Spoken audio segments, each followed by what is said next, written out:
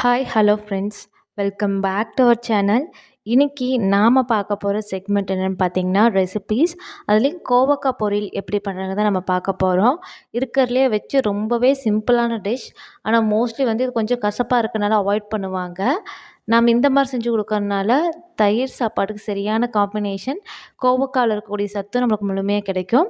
இதுக்கு ஃபஸ்ட்டு வடை சட்டி நல்லா காயணும். காஞ்சக்கப்புறமா 2லேருந்து 2.5 ஸ்பூன் வரைக்கும் நம்ம ஆயில் ஆட் பண்ணிக்கலாம்.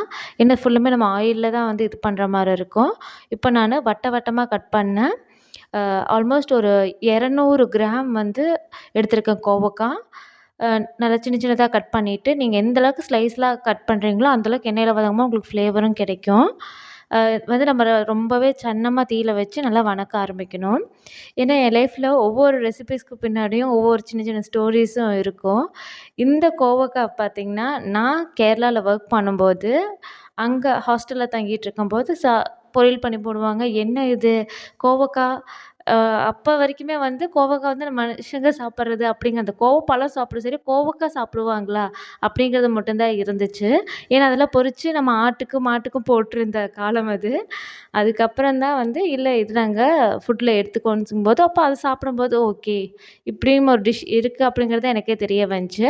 அதை வந்து பொரியலாக செஞ்சுருந்தாங்க. இது வந்து எண்ணெயில் வதக்கல் வந்து நான் பெங்களூரில் ஒர்க் பண்ணும்போது, கர்நாடகாவில் ஒர்க் பண்ணும்போது என் ரூம்மேட் வந்து இதை சொல்லிக் கொடுத்தாங்க.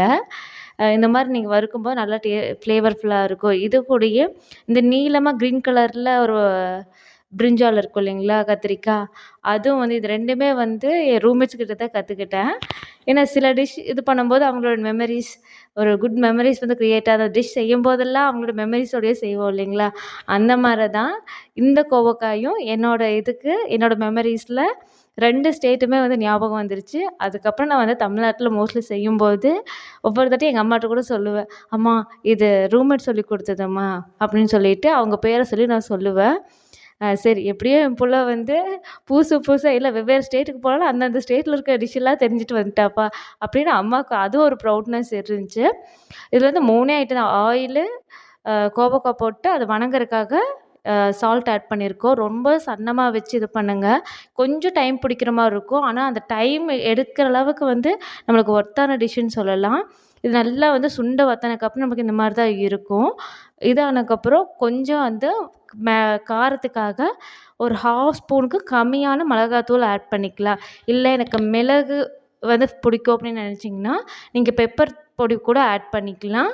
நான் வந்து இன்றைக்கி காரத்துக்காக 1/2 ஸ்பூனுக்கு கம்மியாக மிளகாத்தூள் மட்டும் ஆட் பண்ணிக்கிறேன். நல்லா கலக்கி விட்டுக்கிறேன். இதே வந்து கொஞ்சம் மழை காலமாக இருக்கிற நீங்கள் தாராளமாக பெப்பர் பொடி ஆட் பண்ணுங்கள். சூப்பராக இருக்கும். தயிர் சாப்பாடோட வச்சு சாப்பிட்றதுக்கும் சூப்பராக இருக்கும். மோஸ்ட்லி நான் ப்ரிஃபரபிள் வந்து ரசம், தயிர் இது 2 இதில் தான் வச்சு ரொம்பவே க்ரேஸியாக சாப்பிடக்கூடிய டிஷ்ஷுன்னு சொல்லலாம். ரொம்ப பிடிச்ச டிஷ். கண்டிப்பாக இதை செஞ்சு பார்த்துட்டு உங்களுக்கும் பிடிச்சிருந்துச்சுன்னா மறக்காமல் கமெண்ட் பண்ணுங்கள். தேங்க்ஸ் ஃபார் வாட்சிங். நம்ம சேனல் வந்து 5,000 சப்ஸ்கிரைபர் ரீச் ஆகிடுச்சு. Thanks a lot. Thanks for your support. Thanks God. Thanks universe. Thanks a lot to everyone who are supporting me still now and supporting in the future. Thanks a lot.